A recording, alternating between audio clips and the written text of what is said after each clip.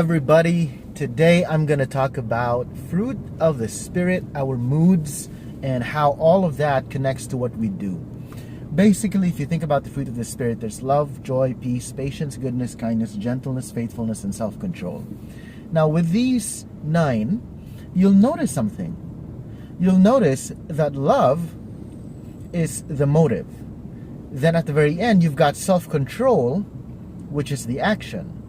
And everything in between is either a kind of intention or a kind of attitude or a state of being. You know, like joy, peace, or patience. You know, those are attitudes. Those are states of being. Now, of course, they can be translated into action. You know, you can be patient. That becomes a verb. But patience, as in a general, the way it's referred to generally, it's more of a state of being, that a person is patient, that a person is loving, that a person is a gentle person, and then you can be gentle in how you do things, right? And as many times I notice, this is really going out to Christians. There's a lot of Christians who will say that they don't really do certain things that they're supposed to do because they're not in the mood, they don't feel it, and they don't want to do things that they're not in the mood to do because they feel like hypocrites. And I think that's really a very wrong way of thinking. So let me just clarify a few things. So have you ever felt that? Like, I want to read, I know I should read the Bible, but I don't want to right now. I'm not in the mood to read the Bible right now. So I don't read the Bible, because if I do read the Bible, even though I know I should but don't feel like it, I feel like a hypocrite. You know, here's how I see it. First, we are Christians. As Christians, we are called to do certain things regardless how we feel, right? Regardless how we feel. And because of that, I don't think you're a hypocrite. I don't think we should feel hypocritical when we do right, good, and noble things, even when we don't feel like doing them. I don't think that's being hypocritical. Hypocritical is when you have a lifestyle of being fake, when it is a lifestyle for you to do certain things that you're not, or to do the opposite of what you believe or what you feel or what you think. Then you're being a hypocrite, because it's a lifestyle of fakery. But if you want to do the right thing, you're trying to do the right thing, you want to feel in the mood to do the right thing, you do the right thing, even if you don't feel it at the moment, you're not being a hypocrite. You are being disciplined. You are being controlled by the Spirit. That is what we call, I think, self-control. Because self-control, although the fruit of the Spirit, if you look at the 9, they are connected in a very real way, in a very experiential way. They are connected. And in an ideal perfect world with an ideal perfect life, we will always feel in the mood to do spiritual things. But we still live in the flesh. We still have our human bodies. We are still imperfect. We're still flawed. And so there will be warfare. And I'm going to talk about that soon. And because there is warfare, because there is a tug of war between the spirit and the flesh and all of that, then many times self-control is what's necessary.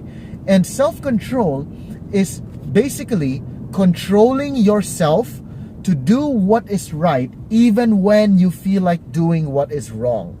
It is doing what is noble, even if you're not in the mood. That's precisely what self-control is all about.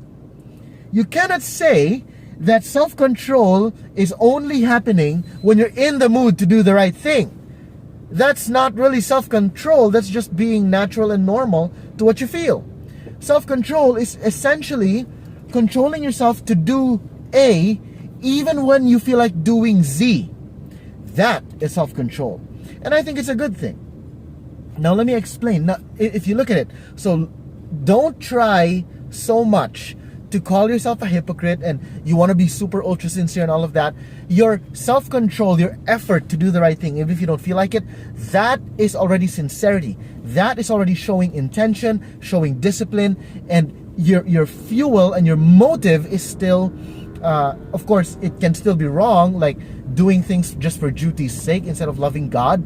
And we want our fuel and intentions to be because of our love for God. But many times we have to exercise self-control, and we have to settle for what's there to do the right thing, to push us to do the right thing. And we pray, and by faith, we hope that our intentions eventually align with a lifestyle that we self-control ourselves to live.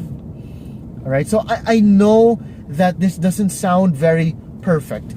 It sounds messy. There are times I read the Bible because I want to and I'm in the mood. There are times I read the Bible because I know it's my duty and I know I've made a commitment to read God's Word, but I don't feel in the mood right now. But I'm going to do it anyway. So there are times we do good things out of duty. Sometimes we do good things out of delight. But even when we do things out of duty, the intention is to be dutiful to God, and that intention pleases God already. All right? The knuckling up, when you white knuckle things, like, I'm gonna do this, I'm gonna read my Bible, I'm gonna pray, I'm gonna sacrifice. Sometimes you don't feel like doing it, but you still do it because you know you're a Christian, and as a Christian, you know you're called to it. That's okay. God already sees the heart there, and God knows that you're trying your best to fulfill your duty to Him. Now, let me explain something. Love as the intention, everything else is either a state of being. Love should be the motive, and then everything else is the intention or the state of being, and then there's the action. And self-control is a huge part of it, and I think that's why self-control is said last in scriptures. But let me explain this in relation to spiritual warfare. We're in a war. We know this. If it was a literal war, imagine yourself in the battlefield. You've got a machine gun, or you've got guns, you've got grenades, and people are firing at you. The enemy is firing bullets, and you're running and all of that. Question: if you don't feel like running, are you gonna say, well, I don't feel like running, but I'm just gonna run to save my life, and I feel like a hypocrite? Of course not. You're in a war, so your mood doesn't matter. Your mood won't matter if you're in a war. When someone's firing at you, you run. You pick up your guns, you pick up your weapons, you fire back, you open fire, you reload. You're not in the mood, your body hurts, everything hurts, explosions left and right, you're partially deaf, but you're gonna do what you've been trained to do. You're gonna forget all about the mood. You're gonna be afraid, you're terrified, you're gonna forget all about the fear, and you're gonna do what you're trained to do because it's for survival. Nobody in the war is gonna say, oh, I feel like a hypocrite. No one's gonna feel that way. Everyone's just gonna be like, we're soldiers. We're trained for this. Moods don't matter. And if only we could see. Now, I just wonder if God allowed our spiritual eyes to open for a moment, and we see the spiritual realm, and we see all the angels and the demons at war, and we see all the demons coming towards us, trying to lure us to do all these terrible, immoral sins, right? Like, if we just see the spiritual war we're in, I don't think we're gonna be thinking about, oh, I'm not in the mood to read the Bible and pray. No, we're just gonna be like, we're in a war. Those demons are out there. They're coming for me. We're going to open our Bibles. We're going to read like crazy. We're going to pray like crazy. Our moods will no longer, or maybe the mood will change. The fear, the urgency, the need will make our moods different.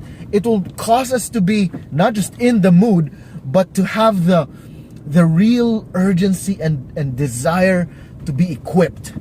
And so that's what I would like to encourage everyone to start thinking. Imagine it for a moment. Use your imagination, your sanctified imagination, and remind yourself that we're in a spiritual war. And because we're in a war, there's no time for moods. It's all about self-control. It's spiritual survival. I don't want to be disqualified from the race. I want to be useful. I want to grow old, useful to God and His kingdom. I don't want to, disqualify myself and then get old and become useless for God.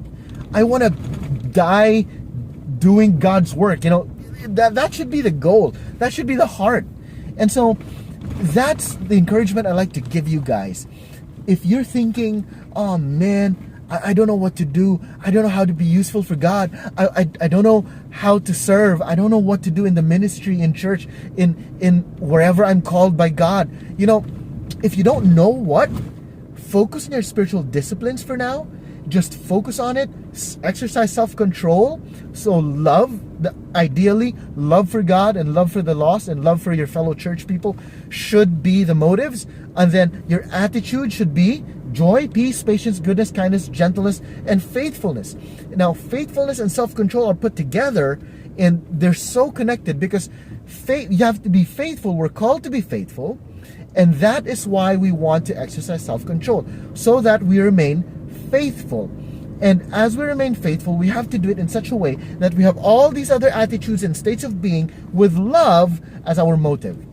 And as we do that, God will be the one to reveal to you, to show you, through circumstances, through experience, through your local church leaders, your elders, your pastors, and your co-members in the church, to talk to you and explain to you, hey, I need this, I need help here, I need help there, we need help in this area, we need help in that area. Then you can be more and more useful to more and more people, and not just people in your church, but also to the mission field around you. And that's going to be where God is going to show you very clearly where, when, and how you can be useful for God. And it all begins with a mindset that says we're in a spiritual war. No time for moods. I hope this was helpful and challenged you as well. God bless you.